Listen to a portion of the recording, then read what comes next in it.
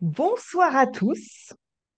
On est en petit comité ce soir, mais c'est un peu la faute à Pâques. Je crois que on n'a pas vraiment réalisé quand on a fixé les dates et voilà. Mais comme on a dit, les meilleurs sont là. Donc on est tous là pour une vraie première. Euh, ouais, vraiment une première et vous allez voir pourquoi. Mais je vais commencer, selon la tradition, par lire le petit texte d'introduction. Donc, bonsoir à tous. Ceci est un webinaire gratuit proposé par le groupe Trois Principes Francophonie. Donc, vous le savez, les Trois Principes Francophonie sont une sœur communauté de la communauté mondiale des Trois Principes, qu'on appelle les 3PGC. Et 3PGC, c'est la communauté globale des Trois Principes, qui est une organisation à but non lucratif et qui s'engage à diffuser la compréhension des trois principes tels qu'ils ont été découverts par Sydney Banks. La compréhension des trois principes, qui se fait maintenant dans le monde entier, permet à chacun de comprendre comment l'expérience humaine est créée et donc de renforcer notre résilience naturelle, nos sentiments innés de bien-être, notre connexion naturelle à notre sagesse intérieure, notre sagesse universelle. Et vous pouvez bien sûr nous suivre sur Facebook, sur Instagram, suivre notre chaîne sur YouTube. Tous les liens sont dans le groupe Facebook des Trois Principes Francophonie.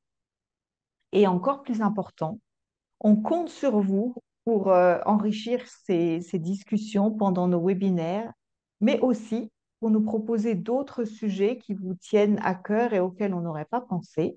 On ne pense pas à tout de façon à ce que, voilà, on soit là pour vous et pour aborder les sujets qui vous tiennent à cœur. Donc, je vais passer la parole à Jennifer. Merci Isabelle. Je voulais juste dire que aujourd'hui nous allons euh, regarder et lire le premier chapitre du chaînon manquant de Sydney Banks, sans lire l'introduction du traducteur qui est en fait merveilleux. Le traducteur, vous le connaissez, c'est Olivier Brunet. Et il a écrit un texte magnifique pour présenter ce chaînon, mais nous n'allons pas le lire ce soir. Une autre fois peut-être, certainement, parce que ça, c'est vraiment un document de valeur.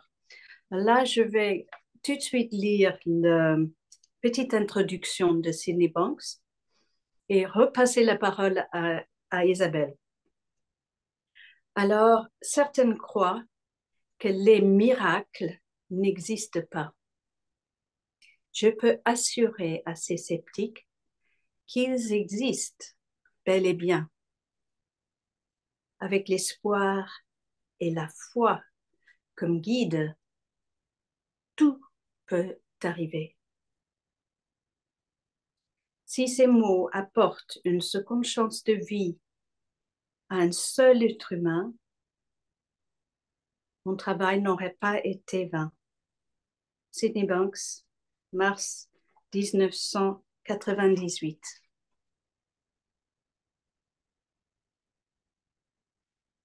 Le chaînon manquant. L'une des idées les plus fausses qui soient est la croyance qu'il faut des années pour trouver la sagesse. Beaucoup d'entre nous font l'expérience du temps. Peu font l'expérience de la sagesse. La stabilité mentale et la tranquillité d'esprit ne sont pourtant distantes que d'une pensée, et pour chacun d'entre nous sur Terre, sous réserve de parvenir à mettre la main sur cette pensée. De tout temps, des êtres humains ont fait l'expérience de réalisations soudaines qui ont spontanément et complètement changé leur comportement et leur vie. leur apportant un bonheur qu'ils croyaient inaccessible. Trouver la sagesse n'est pas une question de temps.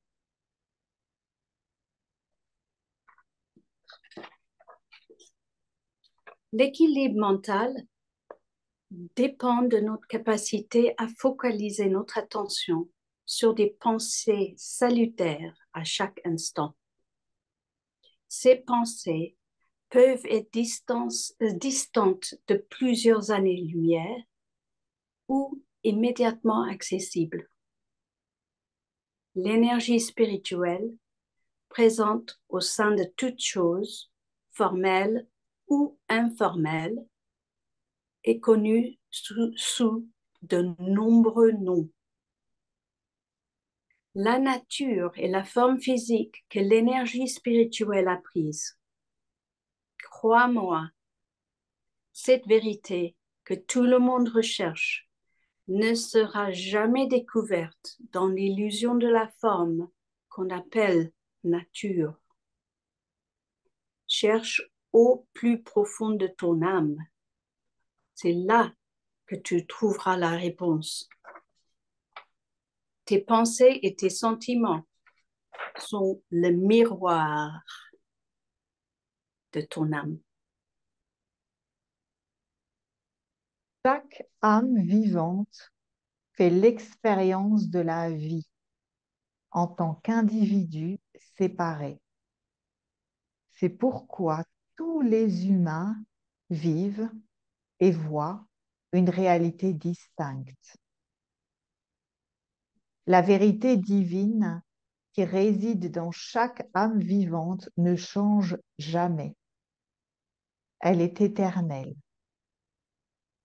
Le divin passe de l'informe à la forme, et en tant qu'êtres humains, nous sommes à la fois spectateurs et participants de ce théâtre spirituel qu'est la vie.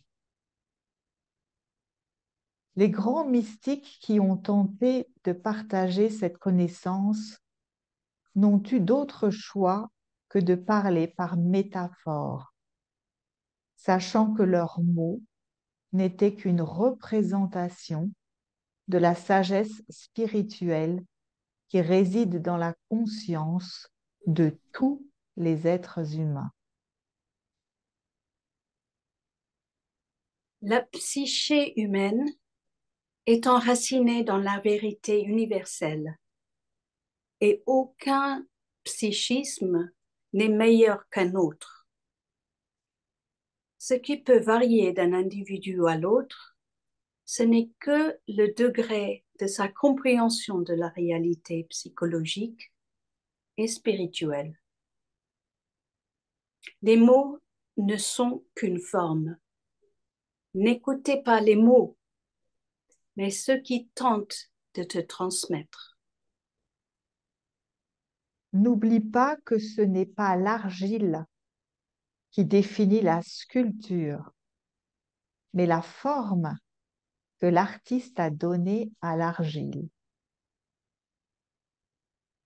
Tout comme l'argile de la sculpture, la pensée n'est pas la réalité.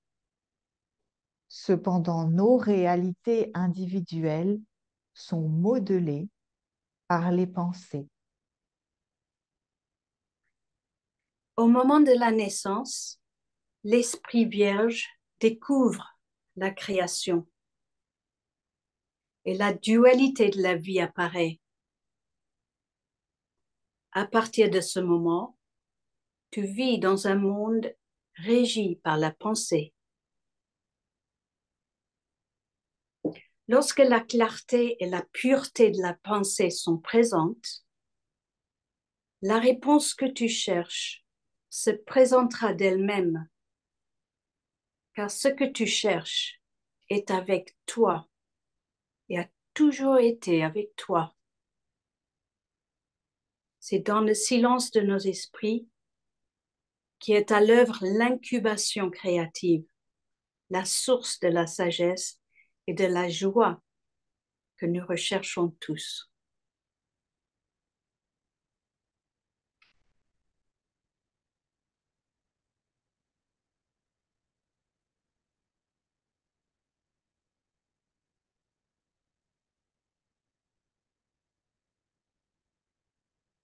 Alors, c'est un moment assez émouvant, je crois, pour nous tous, parce que c'est une première.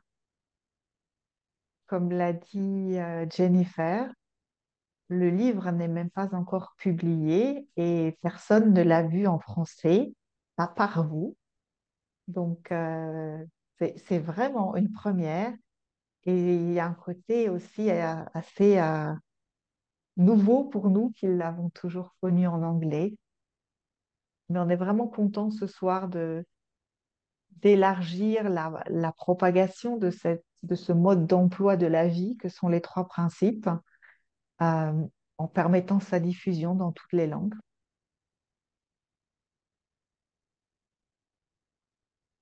Donc,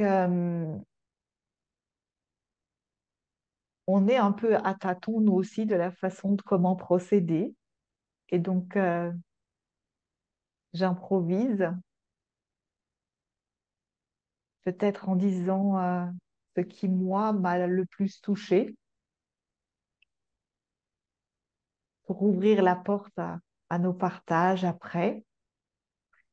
Et personnellement, peut-être parce que j'aime bien penser en métaphore et en image, euh, la métaphore de l'argile m'a particulièrement plu. Maintenant que je le cherche, je ne le trouve pas, mais c'est pas grave.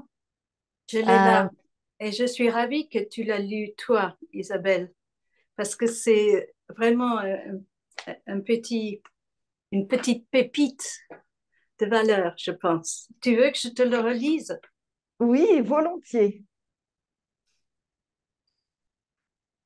N'oublie pas que c'est de l'argile. Non, n'oublie pas que ce n'est pas l'argile qui définit la sculpture, mais la forme que l'artiste a donnée à l'argile. Tout comme l'argile de la sculpture, la pensée n'est pas la réalité. Cependant, nos réalités individuelles sont modelées par nos pensées. Et si tu veux, Jennifer, vu que toi, tu sais vraiment de quoi tu parles en tant qu'artiste qui travaille l'argile, si tu as envie de dire comment tu as ressenti ce passage, je te laisse Bon, volontiers. c'est une très bonne question, Isabelle. Merci.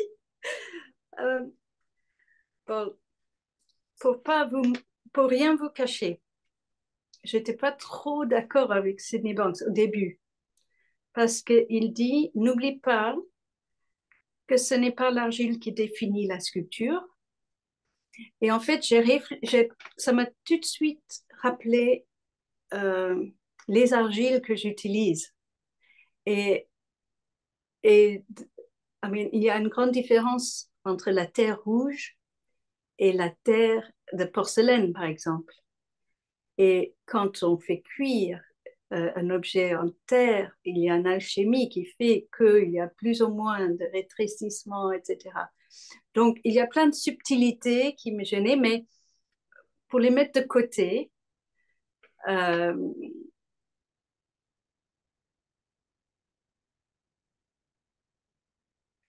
c'est une bonne métaphore. C'est une bonne métaphore euh, et qui fait réfléchir et qui fait pénétrer euh, ce que Sid veut dire sur la pensée. Parce que Sidney Banks était peintre. I mean, il, a, il, a, il a eu beaucoup de courage de travailler comme soudeur. Mais il aimait beaucoup faire de la peinture, donc il a souvent utilisé des métaphores d'artistes un peu. Euh, tout comme l'argile de la sculpture, la pensée n'est pas la réalité. Oui, et ça permet de revenir. Nos réalités individuelles sont modelées par notre pensée. Et ça me fait penser à mon dernier petit canard qui est là, mais que je ne vais pas vous le montrer, mais J'ai sculpté un canard sur plusieurs semaines et à chaque fois, j'étais vraiment à la limite de la... C'était vraiment sur j'utilisais tout de quoi on parle, cette incubation de la créativité.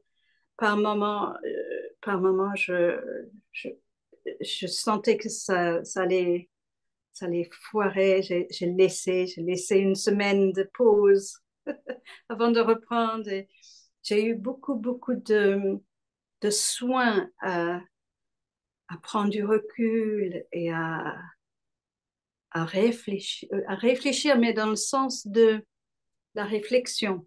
La réflexion, euh, la nuit porte conseil. En tout cas,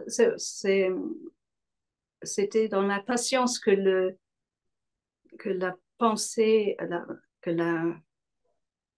la sculpture s'est faite, en fait, dans la terre.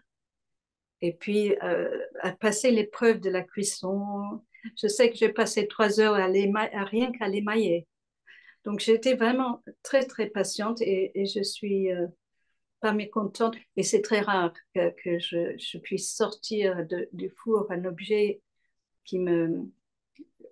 Ah oui, il n'est pas loin d'être parfait, mais que je supporte à côté de moi. Tandis que la plupart des objets passent un moment dans le jardin ou, ou dans le compost même, dans le jugement. En tout cas, voilà ce que je peux vous dire. Merci Jennifer. Et comme tu l'as dit, ce que j'aime dans cette métaphore, c'est que, en tout cas moi, ce que j'entends, ce qu'il ne dit pas explicitement, c'est que Sid Banks, pour la première fois pour moi, m'a permis de faire la différence entre la science de la vie et l'art de vivre. Et il y a la science de la vie qui sont les trois principes qui décrivent l'expérience que nous faisons de chaque seconde à laquelle nous respirons. Et il n'y a rien à discuter parce que c'est comme ça que ça se passe pour tout le monde. Comme il n'y a pas grand-chose à discuter de la gravité si je lâche mon verre qui tombe et qui se casse. C'est la science de la vie. Et quand on connaît ce mode d'emploi, comme le dit souvent Fatou, bah forcément, il y a moins de mauvaises manipulations et il y a moins de casse.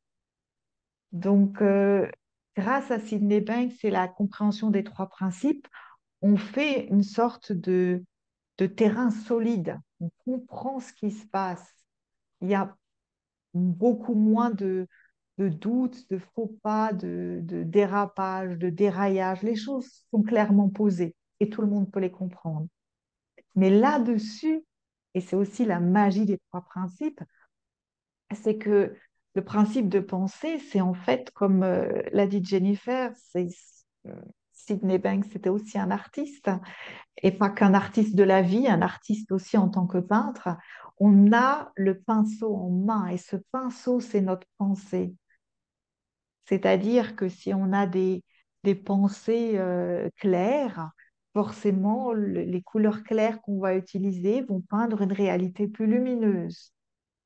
Si on est plutôt dans une période sombre de notre vie et qu'on a des couleurs sourdes, tout ce qu'on va peindre avec ces couleurs sourdes ne peut être que sombre, parce que c'est de la nature, de la science de la vie. On ne peut pas peindre des choses lumineuses avec des couleurs sombres et on ne peut pas peindre des tableaux sombres avec des couleurs lumineuses. Donc, ce que fait les trois principes, c'est qu'ils nous montrent avec une clarté époustouflante et une simplicité désarmante comment le processus se fait. Et de savoir que chacun d'entre nous, on a notre pinceau, on peint notre réalité. Et c'est comme s'il y avait une très jolie image de je ne sais plus qui, où on voyait des artistes, chacun devant un chevalet avec un tableau. Et puis le maître passe autour des artistes et il voit des tableaux, mais Ils n'ont rien à voir les uns avec les autres. Et puis à ce moment-là, on nous dit, regardez ce qu'il y a au centre. Et au centre, il y a l'énergie de l'informe. Il y a la source dont tout découle. Et il y a aussi un beau tableau de Magritte qui a sur un chevalet un œuf et il peint, mais sur son tableau, il y a un oiseau. Il regarde l'œuf, mais il peint un oiseau. Et pendant très longtemps, j'avais cru comprendre que la réalité existait, que moi, j'avais des yeux comme des petites fenêtres et que je voyais à travers les fenêtres ce qu'il y avait réellement. Et de comprendre que mes yeux ne sont pas des fenêtres, mais une sorte de d'alchimie qui fonctionne avec le pinceau de ma pensée, que je peins de toutes pièces ce que je crois voir devant moi. C'est assez fou. Et ça a ce côté libérateur du fait que quand on discute, il n'y a plus de raison de débattre. Parce que si la personne en face de moi dit une chose absolument incompréhensible pour moi, bah, je sais juste qu'elle a d'autres pensées, d'autres couleurs. Et donc, la raison de la connexion, c'est plus on va débattre, il y en a un qui a tort, l'autre qui a raison. Donc, on va sortir nos arguments, il y aura un vainqueur et un vaincu. Mais c'est waouh, tu es un artiste, tu peins quelque chose. Je suis une artiste, je peins quelque chose. On se montre nos œuvres et on communie, on partage, on se connecte. Et c'est sans doute pour ça que dans la communauté des trois principes, c'est déjà assez fascinant parce qu'il y a des gens qu'on voit et 30 secondes après, il y a une intensité dans la connexion. C'est presque du niveau de la communion solennelle. On a l'impression qu'on a vécu toute notre vie ensemble, qu'on a tout partagé. On sent un élan d'une force incroyable et on ne sait rien, des fois même pas notre nom. Et de voir à quel point c'est pas du tout histoire de parler d'une école philosophique ou d'une pensée littéraire, mais il s'agit bien de la vie et de la nôtre, et et comprendre ça, ça change juste tout, absolument tout. Et c'est ce que j'avais envie de partager avec vous ce soir à partir de ce premier chapitre. Qui a envie de nous raconter son ressenti par rapport à ce texte?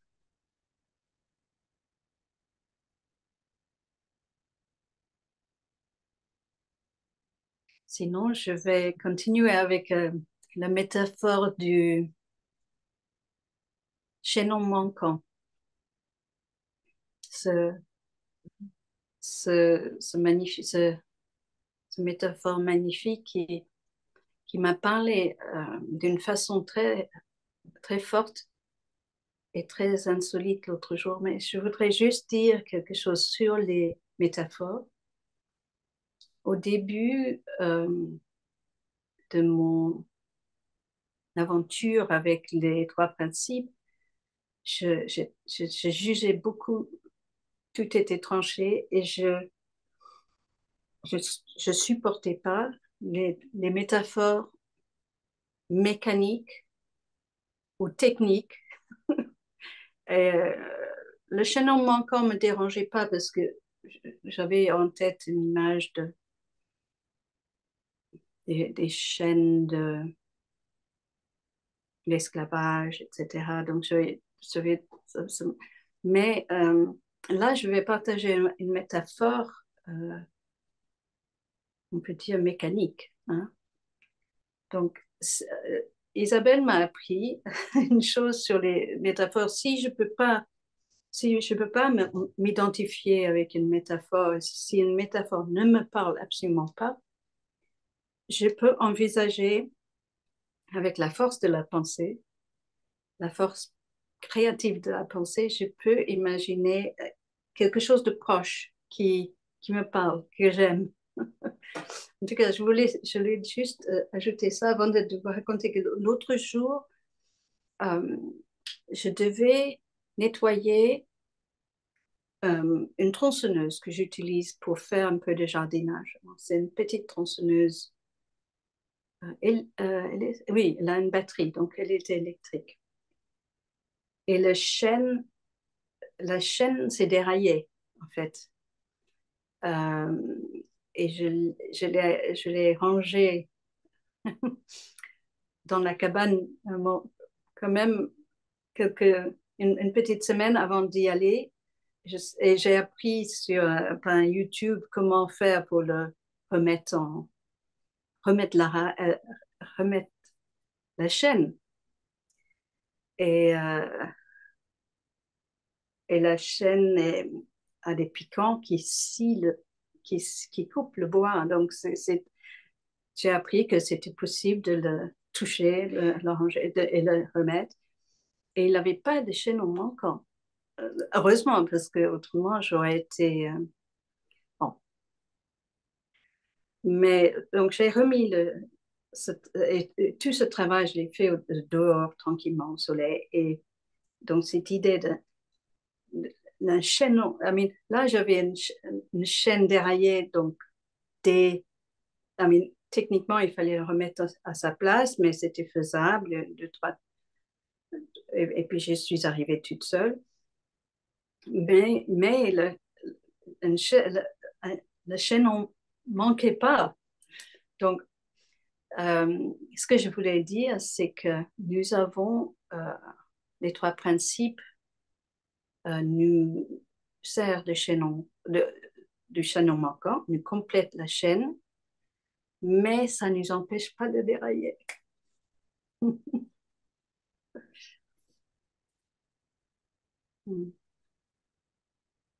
Ça, c'est une belle métaphore. Ça, c'est une belle métaphore. Ouais, c'est comme de comprendre la gravité, ça ne nous empêche pas d'avoir de la casse, de laisser tomber quelque chose et que ça se casse en tombant au sol.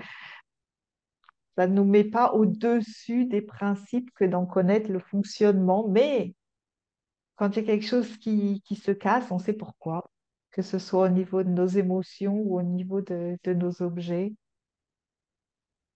Donc c'est une très belle, un beau rappel. Comprendre les trois principes, ça ne nous immunise pas contre tous les problèmes et les déboires de la nature humaine, mais on les traverse avec, avec grâce parce que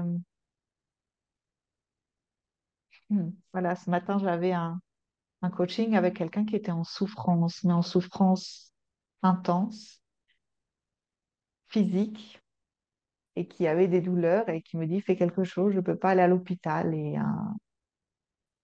il y a eu un moment où je me suis dit, oups, qu'est-ce que je vais faire moi de l'autre côté, quelqu'un qui a des douleurs.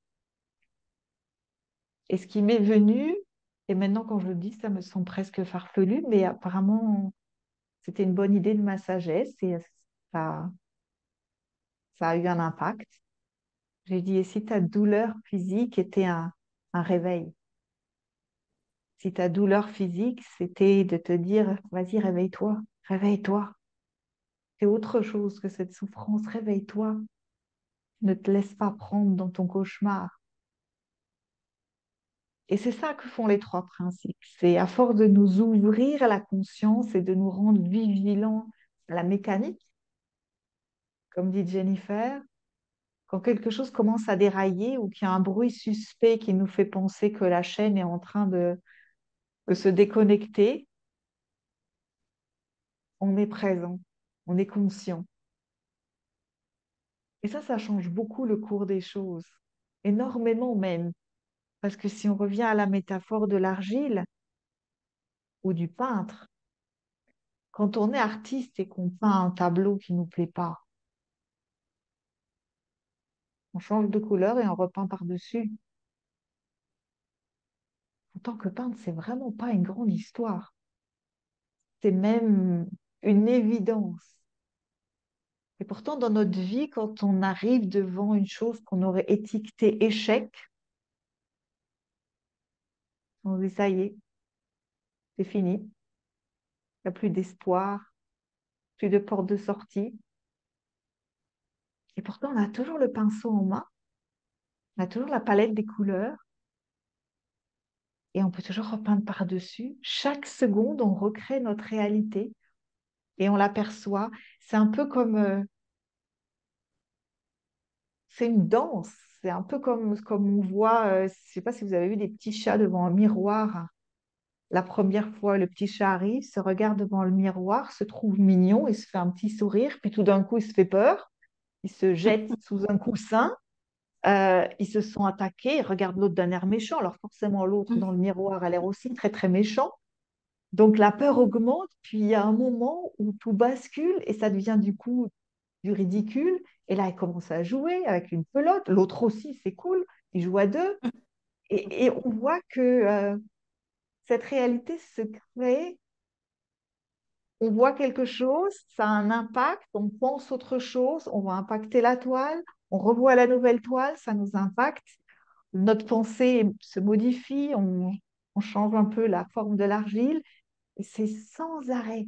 On crée en permanence, il n'y a rien de figé, il n'y a rien de définitif, il n'y a rien de foutu. Euh, voilà, cette seconde est ratée, la prochaine, tout est possible. Et ça, c'est quand même magique à voir.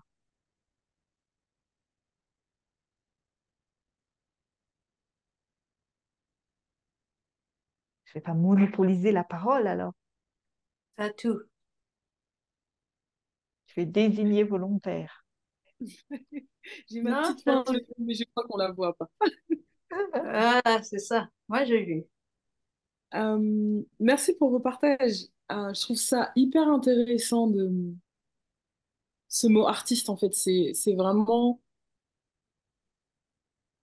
c'est ce mot-là qui m'a fait rentrer dans les trois principes, dans le sens Mm. où le mot artiste, quand je l'ai entendu, je me souviens la première fois que j'ai entendu, c'était de la bouche de Michael Neal, et j'ai carrément pleuré tellement ça a créé une onde de libération en moi, dans le sens où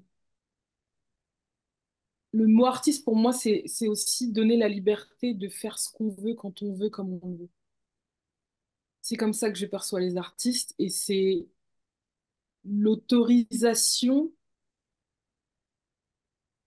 que la plupart des personnes avec qui je travaille ont besoin d'être soi-même. Et pour moi, être soi-même, c'est être un artiste. Quand on me dit oui, il faut être soi-même, les personnes qui arrivent le plus à être soi-même, eux-mêmes, ce sont les artistes. Ils n'ont pas de contraintes, ils n'ont pas de... Ouais, ils ont personne qui leur dicte ce qu'ils doivent faire, ils sont libres en fait. Donc quand j'entends ce mot-là, ça me fait toujours sourire parce que je me dis, c'est cool, c'est une autorisation en fait. Et c'est ce que j'entends aussi dans les trois principes, et c'est ce que vous avez aussi soulevé, c'est cette notion de, c'est pas parce qu'on sait comment les choses fonctionnent que on se retrouve pas stressé, anxieux, en colère. Mais le tout, ce qui fait la différence, c'est qu'on sait d'où ça vient. Et on va pas essayer d'agir de cet endroit-là. Ou en tout cas, quand on le fait, on revient vite à la notion de, oh, ah non, c'est pas là qu'est ma solution. Et c'est de comprendre que un des plus grands malentendus qui existent sur cette terre, c'est de croire que nos émotions sont là pour nous guider dans nos choix et dans la direction qu'on doit prendre dans la vie. Que nos émotions sont là pour nous guider sur nos compétences ou nos incompétences. Alors que non, nos émotions, elles sont juste là pour nous indiquer la qualité de nos pensées. Une métaphore que Michael utilise beaucoup, c'est celle de la voiture qui va sonner quand on va faire une petite sortie de route. Elle est pas là pour nous dire qu'on est des mauvais conducteurs. Elle est juste là pour nous indiquer qu'on a traversé la ligne blanche et que là-bas, c'est dangereux. Et quand on comprend que nos émotions, elles sont là pour nous indiquer ça, pour nous indiquer que, coup, là, ce que tu es en train de penser, ça risque de te mettre dans un état qui n'est pas ton état naturel, même si parfois il est habituel. Ben, on peut faire des sorties de route en tout état de cause, en fait, en se disant que, OK, je suis sortie de la route, j'ai juste à tourner un tout petit peu mon volant et à revenir, en fait. Mais il faut être en capacité d'entendre ce petit bip et de se dire, ça ne veut rien dire de moi, ça ne veut rien dire de ce que j'ai pu faire dans le passé ou de ce que je vais pouvoir accomplir dans le futur. J'ai juste à être un artiste et à être, à m'autoriser à être. C'est pas être telle ou telle chose, c'est juste être. Et la solution, elle va venir. Donc, voilà, moi, c'est ce que j'entends à travers ce premier chapitre. Ça me ramène du coup à moi, mon premier chapitre dans, dans mes interactions avec les trois principes. Donc, je trouve ça assez cool. Merci Fatou. Et comme on s'est rencontrés, je me rappelle que bon, je sais que tu es sportive et que tu es, non, c'est pas handball, c'est basket, tu es basketteuse. Et je voulais te poser une question sur ton sport. Quand, je ne sais pas quel rôle tu joues dans l'équipe, mais l'image que j'ai, c'est une joueuse qui met la balle dans le filet. Quand, quand tu mets la balle dans le filet, est-ce que c'est pas quelque part un, un travail d'artiste pour toi? Aujourd'hui, oui, je le comprends. À l'époque, absolument pas. Absolument pas du tout. Aujourd'hui, je comprends que tout, Mm, tout est un art. L'art de mm, respirer, l'art de vivre, l'art de faire à manger. Et quand je dis art, ça veut pas dire qu'on doit être, on doit avoir 5 étoiles, par exemple, quand on fait la cuisine. Mais juste mm, le fait de se lancer dans l'action, c'est de l'art parce que ça part de nous. mm, L'art, c'est individuel, c'est personnel, et il y a des gens qui vont pas aimer, peut-être ma cuisine, mm, mais là n'est pas la question. Donc oui, mm, je pense que si les sportifs arrivaient à se percevoir comme des athlètes, on aurait peut-être de bien meilleurs joueurs, avec beaucoup moins de questions sur est-ce que je dois suivre les consignes du coach en permanence? Parce que c'est un des grands problèmes qu'il y a en fin de carrière. C'est comment je fais pour guider ma vie quand pendant toute ma carrière, ben, j'ai suivi les conseils de mon coach en fait. ah Donc, oui, oui, oui, oui, oui. Mm.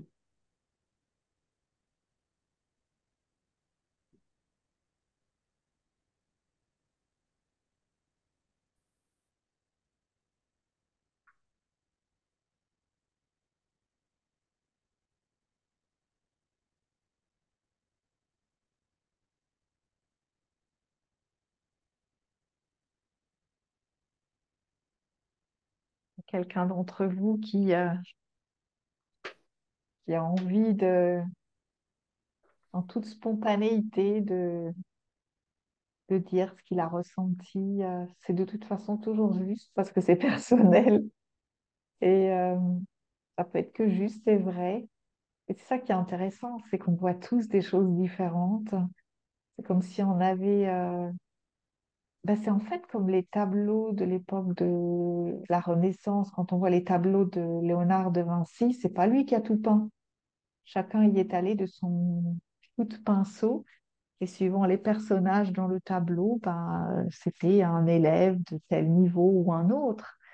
Et c'est un peu ce qu'on fait dans la communauté des trois principes où chacun y va de son coup de pinceau et puis explique et raconte ce que lui, il a perçu.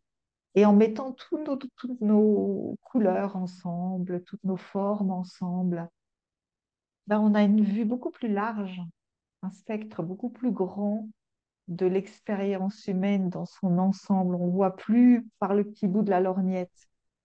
Donc c'est ça qui est cool dans tous ces échanges, c'est que c'est enrichissant pour tout le monde. Tout le monde en profite.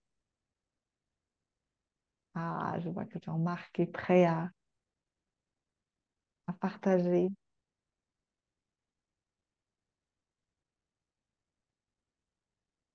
Euh, alors, je ne me sens pas une grande légitimité à commenter quoi que ce soit sur les trois principes parce que c'est une culture que je découvre. Ça veut dire que je ne connais pas, je n'ai pas la culture de ça. Euh, Cependant, j'ai été touché je crois que c'est dès le début qu'il est parlé de miracle. Et moi, je suis d'une origine, d'une culture, d'une famille où la connotation religieuse était vraiment quelque chose qui était interdit au plus haut niveau. C'était une sorte de religion qui consistait à interdire la religion. Un autre dogme, bon, c'est celui-là, hein, moi j'étais élevé comme ça. Et donc la notion de miracle était très connotée. Et donc tout le vocabulaire qui va autour de la religion a pour moi a gardé un peu de cette connotation négative et presque hérétique au sens des gens qui refusent ça. Bon, voilà, ça c'est juste mon background. Ceci dit, le miracle, euh, et ça me casse un peu la voix juste d'évoquer ce mot-là, en tout cas dans le vécu, c'est quelque chose qu'il m'est arrivé de croiser, ou c'est plutôt les miracles qui m'ont croisé. Euh, je veux dire que, y compris dans des choses concrètes, y compris dans des choses mesurables, y compris dans des événements où on pourrait, si on avait un appareil photo, le photographier quand ça arrive. J'ai eu l'occasion d'expérimenter le fait que des choses tout à fait improbables, et le mot improbable est un peu faible, mais je n'en ai pas d'autres, peuvent s'ouvrir, s'éclaircir, se clarifier euh, quand cet écran-là, quand l'écran de mes lunettes, pas celle-là physique, mais mes lunettes des pensées qui me forment, qui formulent tout, quand ces lunettes-là, quand la buée de ces lunettes-là se résorbe ou se dissipe un peu, j'ai eu l'occasion de- oui, d'expérimenter, on peut le dire, d'expérimenter des miracles. Alors des petits miracles, hein, ou des fois des gros, mais pas des choses que je suis même en mesure de partager, parce que j'ai pas de souvenir vraiment de ça, mais j'en ai le goût. Et lorsque Fatou a parlé tout à l'heure du fait que dans le sport, on était guidé toute sa vie par les coachs, c'est quelque chose qui m'a touché beaucoup aussi, parce que moi, j'ai pas été sportif, mais je suis à la retraite et je me suis rendu compte que une fois que j'ai eu fini de travailler, tout ce qui m'avait été vendu au niveau de l'école, au niveau du travail, au niveau de tout ce à quoi j'ai répondu comme un bon athlète ou un bon élève répond, euh, est devenu quelque chose de vraiment très dérisoire. Et quand je me vois, quand je me regarde plutôt, et que je vois toute cette chose-là qui m'a été vendue, enfin, que j'ai acheté aussi, hein. J'avais aussi il y avait du consentement très volontaire chez moi dans l'acceptation de cette chose-là, où je me nourrissais par la performance, par les réussites, par une espèce de brillance à certains endroits, ou le contraire, ou la fuite du contraire. Et pour moi, c'est quelque chose à la fois de très souffrant d'entendre parler d'avoir suivi ses coachs, et en même temps tout l'art qui consiste à se libérer de ses coachs, mais non pas en leur mettant un coup de pala dans la tête ou de ballons de punching ball, là, parce qu'il y a des gros punching balls qui font la taille des ballons de basket, là. Pas des punching balls, des trucs qu'on a pour l'entraînement, des gros trucs comme ça, là, dont on a peut-être envie de, quand on fait du basket, de les avoir bien lourds pour les jeter à la tête du coach. Non, c'est pas de ce registre-là. C'est plutôt le fait de découvrir qui on est, y compris dans ses performances sportives. Pourquoi pas? Elles sont là, il n'y a pas à cracher dessus. Mais il y a quelque chose de plus beau que ça, de plus profond que ça à découvrir. Et j'ai reçu, perçu, entendu, en tout cas ça a fait écho en moi, le fait qu'il y a quelque chose d'autre chez l'athlète euh, qu'il a trouvé, qui est indépendant de ce que peut demander le coach, orienter le coach, commander le coach, et qu'on doit suivre. Et voilà, j'ai été touché par ça. Donc, merci. Et ça me fait plaisir de le partager en inculte du sujet trois principes.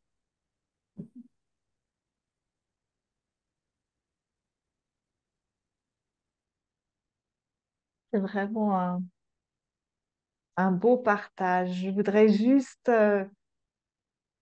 rappeler qu'il n'y a pas d'inculte parmi nous, parce que vu qu'il ne s'agit pas d'un dogme appris ou d'une chose à réciter, il n'y a pas de niveau. Quand on voit clairement qu'il n'y a pas trop de buée sur les lunettes, on est tous au même niveau. Et quand on a les lunettes sales, on est aussi tous au même niveau. Donc, on fait tous de notre mieux. Là, on est tous au même niveau. Et des fois, notre mieux n'est pas assez bien et on est tous au même niveau. Donc, voilà, c'est la beauté de ce cours-là, parce que s'il y avait un maître qui faisait son cours, ça finirait par être drôlement ennuyeux. Donc, donc voilà, il y a vraiment aucune réticence à avoir dans les partages. On partage ce qu'on ressent, on partage notre art de vivre. Et sinon, on essaie de comprendre la science de la vie. Donc, ça pose des bases tellement claires, tellement saines, qu'il y a vraiment de la place pour tout le monde dans ces discussions. Absolument tout le monde. Des gens qui sont dans les trois principes depuis 30 ans et des gens qui en ont entendu parler hier. Il n'y a pas de cours débutants, grands débutants. Donc, on est tous pareils et c'est ça qui est franchement chouette. Donc, c'est c'est un beau partage parce que c'est aussi une autre perspective. Quand on est, entre guillemets, dans la communauté des trois principes, au bout d'un moment, c'est comme on a besoin d'une bouffée d'air frais. On utilise un peu les mêmes mots, les mêmes métaphores. Et c'est ça qui est magique quand il y a quelqu'un qui n'est pas prisonnier, entre guillemets, de ce vocabulaire, de ce jargon des trois principes. Euh, c'est l'occasion pour nous de voir tout d'un coup une autre perspective, ou comme tu le dis, peut-être pas forcément d'avoir acquis de nouveaux mots, mais d'avoir ressenti un nouveau goût, un goût plus frais des trois principes. Et rien que ça a une valeur incroyable. Donc, franchement, merci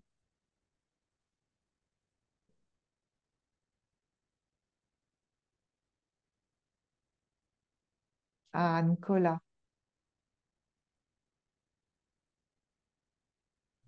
Ouais. Ce qui m'a touché dans ce qui a été dit, que ça évoque en moi, c'est dans le fait de, il y a pas d'enjeu, tu sais, il n'y a pas de bien ou de mal, il y a juste, c'est comme une création qui est en cours, comme, en ce moment, à chaque partage, il y a des couleurs différentes, des nuances, et tout ça. Puis que la vie devient comme plus un jeu, comme des découvertes. Il y a Oui, juste des rencontres, fait qu'il n'y a plus d'échelle de c'est de mes couleurs à moi sont moins bonnes que les tiennes ou ça. C'est ça. C'est ça que j'ai envie d'intégrer de plus en plus parce que j'ai beaucoup de jugement sur moi par rapport à ça. Et puis dans le texte de Sidney, ce que j'ai retenu, c'est n'écoute pas les mots, mais ce qu'ils tentent de transmettre. C'est que parce que souvent, si je mets mon attention sur les mots, souvent je suis déclenché par des émotions, c'est comme des situations que j'ai vécues. Mais si j'écoute qu'est-ce qu'il y a en arrière, ou si je me raconte pas que souvent les mots ne sont pas qu'est-ce qu'ils veulent traduire, mais comment j'interprète euh, ce que j'entends, puis ce que j'entends n'est pas ce que l'autre veut dire. En tout cas, je ne vais pas me perdre non plus dans l'explication de tout ça. Puis je que souvent c'est de voir quand j'arrive à voir au-delà des mots que, que je peux faire l'expérience de la réalité. Il y a, il y a ce qui, comme j'ai vu l'image, c'est comme s'il y a deux trames, deux canals, je sais pas, le canal de ce qui est perceptible, ce que je peux voir euh, avec les sens, les pensées, les ressentis. Puis il y a comme le canal où ça parlait de foi et d'espoir. Je pense que c'est là il y a comme une trame de fond où est-ce qu'il y a des choses qui se jouent et que j'arrive pas à percevoir, mais que je mets ma confiance dans ça. C'est là où je peux goûter ce qui est beau de la vie, des rencontres et des êtres humains. Et puis l'autre chose, c'est ce que ça disait, que ce que tu cherches se trouve déjà là en toi. Ben moi c'est j'ai foi en ce que transmet Sid et la communauté des trois principes, puis c'est ça que j'aspire à découvrir, comme je pensais dans le dernier euh, webinaire qu'on a eu, quelqu'un disait c'est comme un chemin à défricher, à tout ça. C'est là que je vais aller. Alors, c'est ce que j'avais à partager. Merci. merci Nicolas. C'est Nicolas, je suis désolée, mais avec mes lunettes, c'est marqué tout petit. Je ne vois pas. Mais j'aime beaucoup cette image des deux trains aux deux canaux parce que euh, à l'âge de 18 ans, j'avais fait une expérience spirituelle euh, dans un pays africain qui s'appelle le Lesotho. Et j'ai passé 6 semaines dans un village avec un groupe de jeunes de Cape Town. Et tous les soirs, on fumait un joint en regardant le coucher de soleil. Donc, on était dans une vie complètement... Salut. J'étais dans une vie complètement on peut dire spirituel parce que on vivait dans un village. Le soir, on regardait le coucher de soleil. C'était vraiment, vraiment très, très spirituel. Mais après les 6 semaines, j'ai dû retourner en ville et reprendre ma vie urbaine et,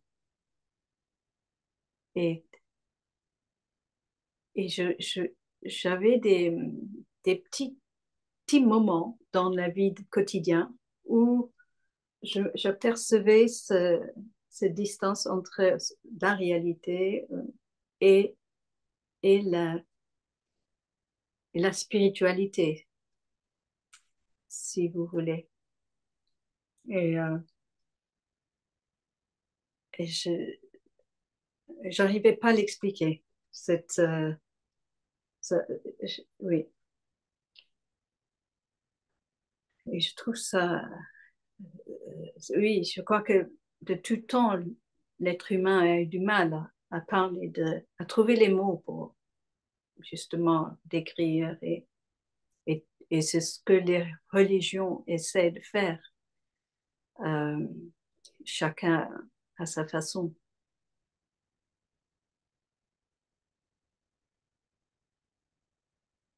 Et Sydney Banks a eu une expérience très profonde où il a tout vu, il a tout traversé et il est revenu et il a découvert ce qu'il fallait pour le communiquer justement. Et, et c'est vraiment un très beau cadeau.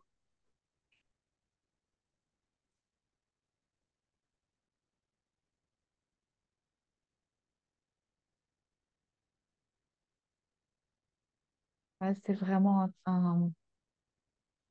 un très beau cadeau. Et quand vous avez partagé tous les deux, qui m'est venu, quand vous avez parlé des deux canaux, je n'ai jamais vu ou pouvoir distinguer la différence entre les deux, mais pour moi, je sais que je vois l'essence pure des choses à cause d'un sentiment.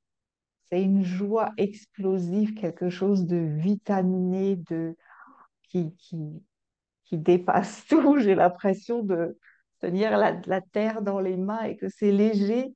Là, je sais que je suis dans l'énergie. Et, euh,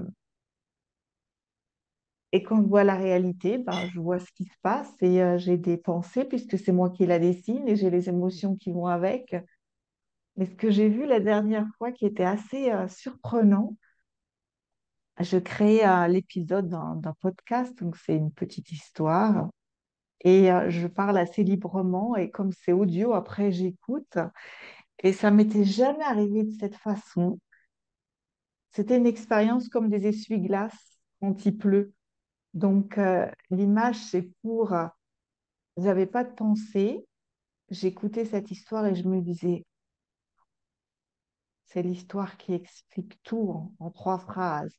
Et l'essuie-glace faisait comme ça et en disant, ah non, tu vas pas publier ça, c'est grave. Puis l'essuie-glace revenait et c'était ah, mais c'est le plus bel épisode que tu as jamais créé. Et l'essuie-glace repartait et c'était bon, poubelle tout de suite, on peut rien faire avec ça. Et c'était complètement, j'ai jamais fait cette expérience, déstabilisant parce que c'était vraiment comme un essuie-glace. Donc des fois, la même phrase, le début de la phrase était sublime et la fin était pathétique. Et j'étais comme les gens qui regardent les matchs de tennis. Je ne savais plus où donner de la tête. À la fin, ce truc-là, pour l'instant, je l'ai rangé. Je ne sais pas ce que je vais en faire. Mais ce que j'ai pu voir, c'est que c'était pas au niveau de la forme. Hmm. Quand je ne suis pas au niveau de la forme et que je vois au-delà de la forme, tout est magique. Et quand j'ai quitté la source et que je suis parachutée sur la toile, en fonction des pensées, des nuages qui passent, et ben, il y a les jugements qui vont avec. Mais ça m'a quand même assez chahutée parce que je me suis dit, est-ce que ça veut dire que quand on est dans cet espace de pureté, je ne sais pas si c'est le mot, mais de ce qui nous rapproche le plus du divin et oui, qui nous met dans qui nous sort de la dualité, là, il n'y a plus de jugement et tout est juste parfait. Et de voir que quand rien ne change dans la forme, à part ma position, tout d'un coup, là, ça devient bien, moins bien, pas bien du tout, pathétique. Et pourtant, rien n'a changé, à part ma position. Et ça, c'était... ouais, ça m'a beaucoup surprise parce que c'était vraiment pendant 5 minutes, cet essuie-glace et j'avais envie de partager ça avec vous. Je ne sais même pas trop quoi en penser. C'est très frais, donc voilà, je voulais juste partager cette expérience un peu déstabilisante.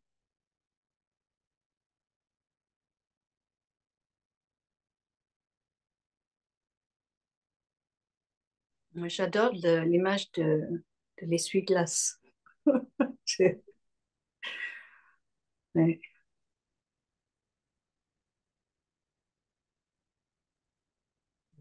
Peut-être que il me vient de poser une question, de dire, pour Isabelle. À ton avis, qu'est-ce qui a fait que tu as vu justement au-delà de la forme des pensées que tu avais, ah, c'est bien, c'est moins bien, puis qui t'a permis de, de dépasser ça puis de le publier? J'imagine que tu l'as publié, là. Non, Non? je ne l'ai pas parce que du coup, je pense que c'est nul ou c'est bien. Hmm. C'était tellement intermittent, mais vraiment comme des essuie-glaces, que, que je suis restée en disant, on va laisser un peu de temps passer. J'ai aucune idée du coup si maintenant, en le réécoutant, je vais trouver ça bien ou pas du tout. Mais l'intéressant dans cette expérience, pour moi, c'était moins l'histoire du coup, mais c'était plus le fait de voir, pour une raison qui m'échappe, je ne peux pas répondre à cette question, comment ça se fait que j'avais cette bascule entre remonter à la source, d'être dans ce sentiment pur où tout est absolument parfait et beau, et puis retomber dans la dualité où là, bon, il y a des choses bien, moins bien, et puis de voir que ça peut aller, quand on dit chaque seconde, on crée notre réalité, et c'était peut-être pas chaque seconde, mais chaque 3 secondes. Mais à ce rythme-là, de voir chaque 3 secondes, la même chose peut passer par toutes les couleurs de l'arc-en-ciel. C'était complètement hallucinant.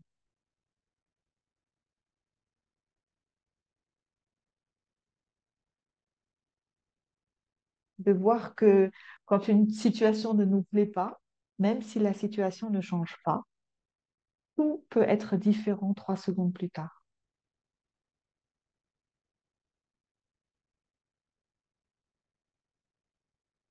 Je ne sais pas si j'ai répondu à ta question, mais je ne peux pas faire mieux. Ah, en fait, déjà, c'est de le voir, s'en apercevoir, puis de rester ouvert à, ah, ça pourrait être autre chose. Mhm. Je sais pas, c'est ça.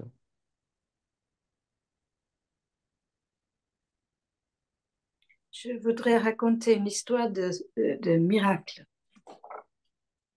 Euh, Ici, à Noirmoutier, j'habite sur l'île de Noirmoutier. Et à un moment, j'ai été invitée à faire visiter l'église. Et donc, c'est l'été, quand il y a beaucoup de touristes. Tous les jours, il y a une visite de l'église. Et d'un coup, j'ai commencé à connaître le Saint Philbert, qui est le saint euh, local. Et avec le groupe de personnes qui organisent ces visites, nous avons visité le sarcophage de Saint-Philbert, qui est en marbre bleu et qui se trouve à 40 kilomètres d'ici sur le continent, dans une abbaye où il a été déposé par les moines à l'époque où ils ont fui les, les Vikings. Donc ah oui, alors donc le sarcophage, j'étais avec plusieurs copines qui m'ont dit, ben, il faut, pour faire un vœu, il faut passer sous le sarcophage et voilà. Donc personne n'allait passer sous le sarcophage, sauf que j'avais envie, donc j'ai passé sous le sarcophage. Et j'étais tellement surprise de me trouver à genoux et rampant dans la poussière, j'ai oublié de faire un vœu. Euh, oui, donc, mais c'est assez intéressant de voir un morceau de marbre bleu comme ça, qui vient vraiment de loin, parce que dans cette partie de France, on n'a pas on n'a pas de pierres précieuses comme ça. Il y a beaucoup de sable et bon, on a une géologie, mais ces pierres viennent de loin et, et, et de lointain aussi. Hein.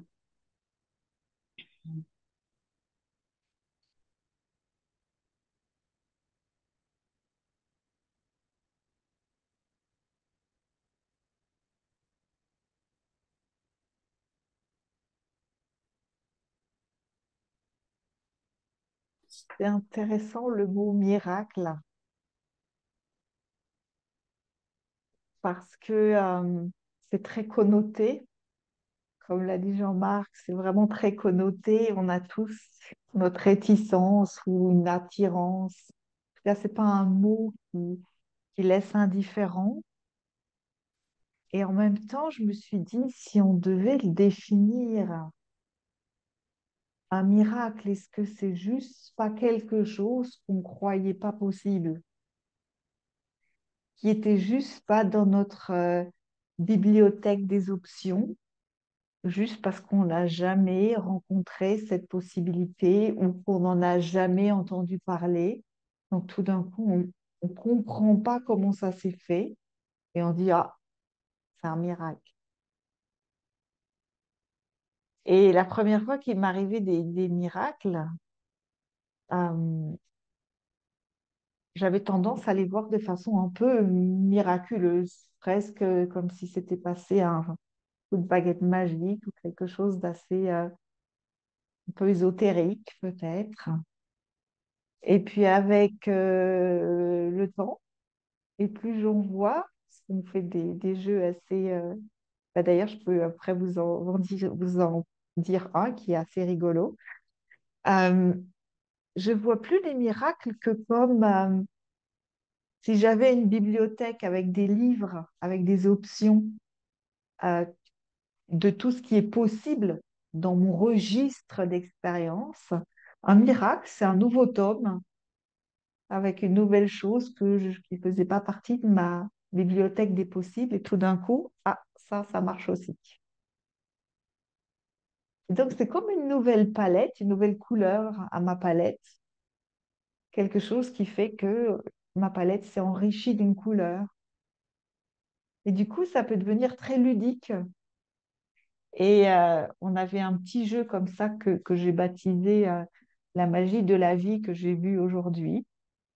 Et ça consiste à avoir un petit livre, hein, comme on veut. Et puis chaque soir, à passer en revue notre journée, mais plutôt que pour voir tous les problèmes qui nous ont plombés et tout ce qui nous reste encore sur les bras, de se dire, est-ce qu'il n'y a pas une petite chose quand même miraculeuse, c'est-à-dire une chose quand même sur laquelle on n'avait pas compté, mais vu qu'on a tendance à mettre notre radar sur les choses qui ne marchent pas, ça nous avait un peu échappé. Puis la première fois, le premier soir, on se creuse un peu la tête parce que bah, c'est pas habituel mais on trouve tous.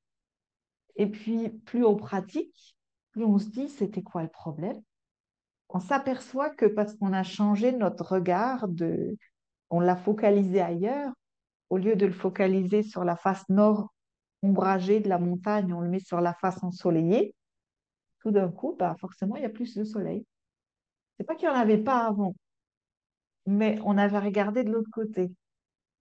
Et de voir que ces soi-disant miracles, alors il y en a des petits, hein, mais il y en a quand même des spectaculaires, comme les guérisons, pour des raisons que les médecins ne comprennent pas. Ben voilà, ils appellent ça miracle parce qu'ils ne peuvent pas expliquer, mais à la fin, comme me l'a dit une amie, et si c'était ça qui était normal, d'avoir une résilience qui nous permet de nous remettre de tout, si c'était ça qui était normal,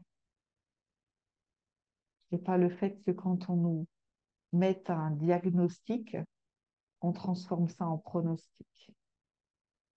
Et si c'était le miracle qui était normal?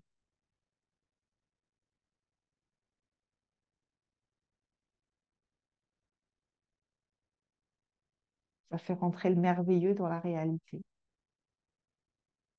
et de l'émerveillement dans nos yeux.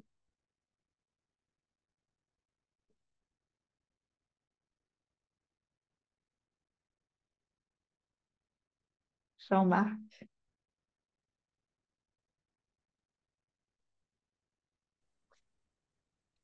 Du coup, il m'en vient un miracle. Non, enfin, il me vient la mémoire le souvenir d'un miracle que je vais vous partager là. Euh, et ça tombe bien parce que ça tombe avec ce que je disais, ça fait raccord à ce que je disais tout à l'heure. Euh, Dernièrement, j'étais en Inde et je suis allé dans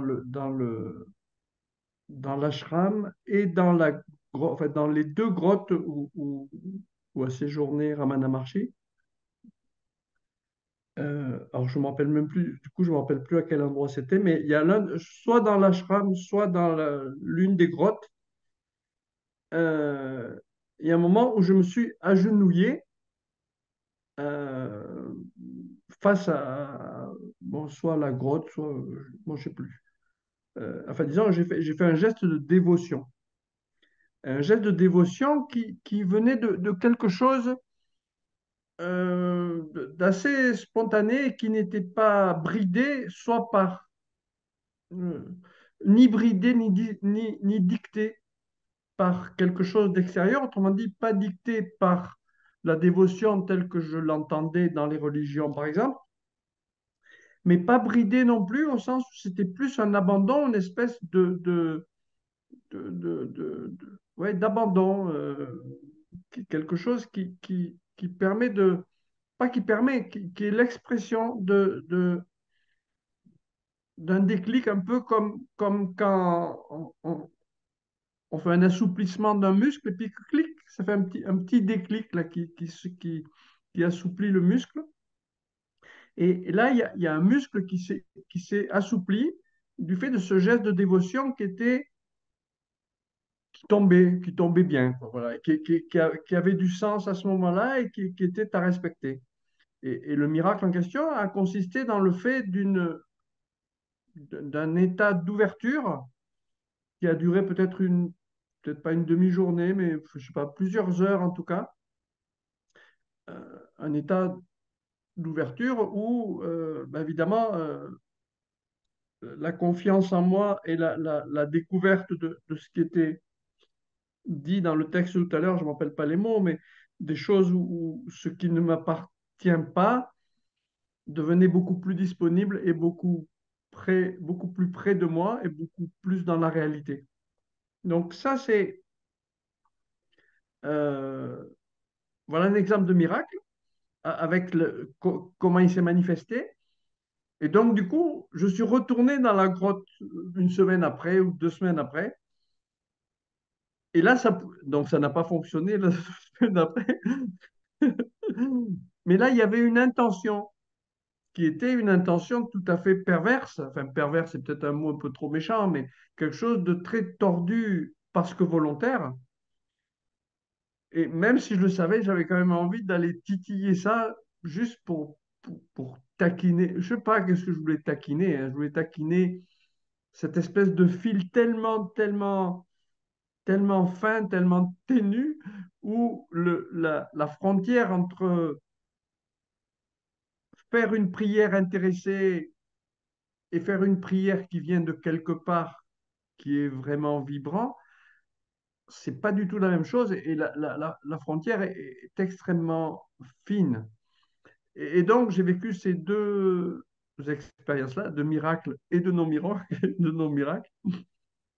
Et je ne crois pas que je l'ai vraiment partagé, en tout cas de façon aussi libre, euh, avec d'autres personnes que là, que maintenant. Et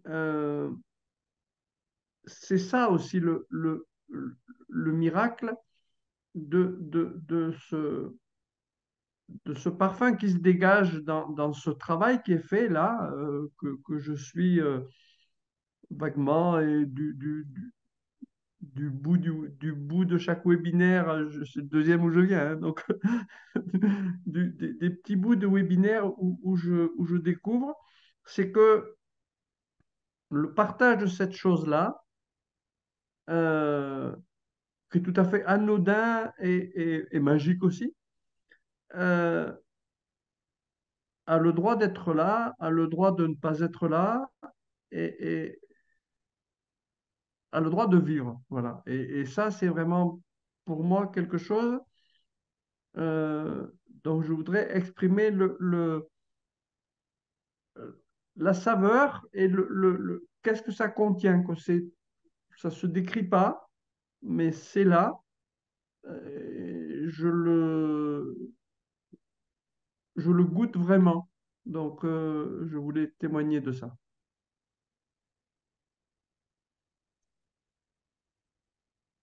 Merci. Merci Jean-Marc. Ouais, je le reçois aussi comme le miracle quand on est ensemble.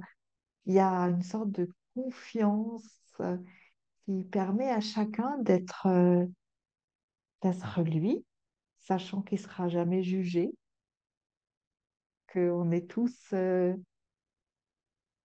dans notre nature humaine à se dépatouiller comme on peut et à partager ce qu'on voit. Et c'est pour ça que tous ces partages de nos miracles, de nos miracles, c'est euh, c'est ça qui crée cette communion. Il y a peut-être une chose que je voudrais dire au sujet de de la foi, parce que plusieurs fois pendant ce webinaire, je ne sais plus exactement le contexte,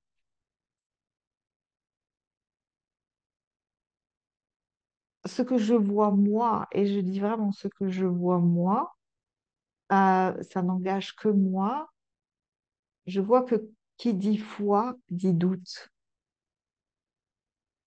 C'est-à-dire que quand on essaie de croire en quelque chose, forcément, des fois, on se dit, et si c'était pas comme ça? Et il y a le doute qui fait un peu d'ombre à la fois. Comme moi, je perçois les trois principes, euh, c'est une invitation à l'exploration et donc à la découverte. Et en fait, ce qui peut être de la foi au départ devient du savoir. Et là, il n'y a plus de doute. C'est là qu'il y a un effet bascule incroyable. Parce que c'est plus les trois principes sont une bonne idée, ça a l'air de tenir la route, parce que du point de vue logique, c'est quand même bien ficelé. En plus, ça vaut la peine d'y croire, parce que ça aide un peu au quotidien. Et puis, on a confiance que ça ne va pas nous lâcher. Ça, c'est à un certain moment peut-être de la compréhension, on a un peu cette approche-là. Et puis, à force de juste poser l'intention, bah, je vais y regarder de plus près. On regarde, et à force de regarder, on voit. Et en fait, c'est vraiment comme avec le soleil, avec des choses physiques. On ne nous a pas dit de croire au soleil et il n'y a pas de doute que demain le soleil va être là. Simplement, on l'a tellement vu à force de le regarder qu'on sait le soleil a un cycle et tous les matins, ben, il se réveille. Et ben, c'est ce qui se passe avec les trois principes. Quand on reste dans la conversation, qu'on observe et qu'on chemine ensemble, ce qui au début est un pari, parce que forcément, ben, avant de regarder, ben, on se dit, bon, on va voir. Ben, ça devient une évidence et ça devient un savoir. Et le moment où ça devient complètement magique, c'est le moment où ça passe de la foi, avec des instants de doute, à un savoir ancré dans on a vu. Et, euh, et ça, je voulais le souligner parce que pour moi, c'est important quand on me disait quelque chose, je n'ai jamais voulu rien croire, mais j'étais dans l'ouverture de et si c'était comme ça? Et dans le pari, oui, je voudrais bien que ce soit comme ça. Et donc, je vais aller voir si c'est vraiment comme ça. Et à force de me donner le temps de mettre toutes ces idées à l'épreuve des faits, j'ai vu que ça tient quand même bien la route. Et ça fait 9 ans que je suis là-dedans et je n'ai pas encore pris les trois principes en défaut. Et ça, forcément, ça transforme la croyance ou l'espoir initial en un savoir solide comme un roc. Et c'est un effet levier euh, incroyable. Et donc, c'est mon ressenti, mon partage. Mais comme dans mon parcours, c'était important, j'avais envie de le partager.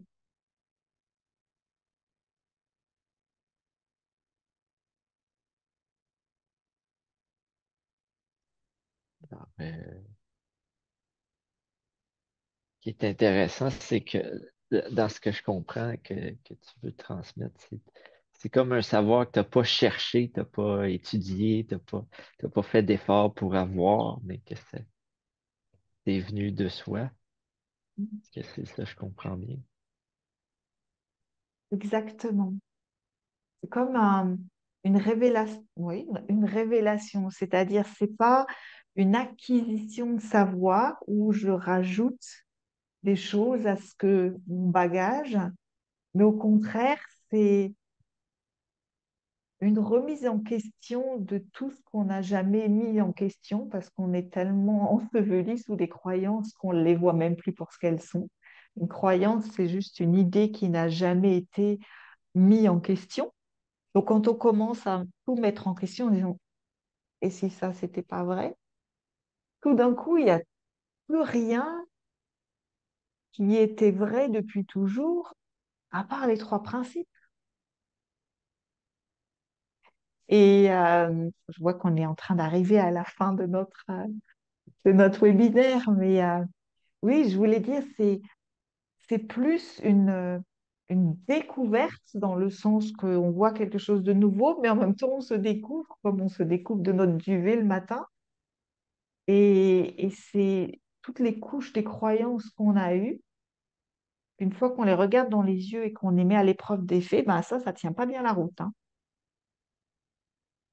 Et donc, au fur et à mesure, on enlève, et puis au fond, on arrive vers cette compréhension qui est un diamant, et ça, c'est du solide.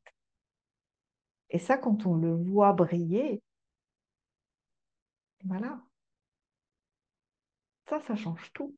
Ça change tout. Et il n'y a rien à faire, il n'y a pas de travail, il n'y a pas d'effort, juste être là, regarder, poser des questions, se poser des questions, oser remettre en question.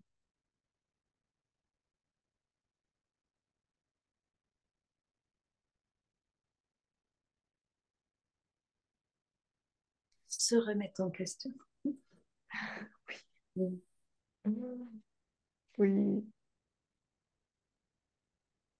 je te laisse le mot de la fin, Jennifer. Oui, j'ai rien en tête. Je n'ai rien en tête. Je suis allée retourner dans le texte pour aller voir. Et j'ai vu, Sydney Banks m'a dit que dans l'instant, le mot de la fin viendra de lui-même. Et puis, il n'y a rien d'autre qui vienne. Donc, oui, je vous remercie tous d'avoir été là. Vraiment, on a passé un très bon moment, je trouve. Et j'espère vous revoir bientôt. Hein? Isabelle, je sais qu'on se revoit bientôt. Et c'était vraiment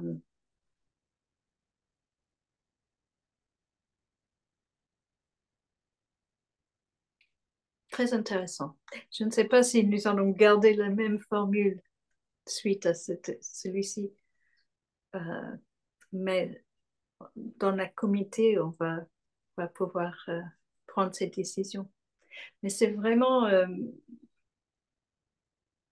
ça me semble être une bonne formule parce que les chapitres sont pas longs et on a amplement le temps de les discuter. Donc, merci de votre partage. Et n'hésitez pas à partager sur Facebook si vous voulez mettre votre avis sur cette première expérience, hein. C'est un prototype et vous êtes des pionniers. Donc, votre avis. Pionnier et participant Voilà. enregistré. Et donc, il nous reste à vous souhaiter de belles fêtes Merci. et puis à très bientôt. Merci d'être venu. Merci. Merci. Belle fête à Au vous. revoir. Merci. Merci. Au Prochaine. revoir.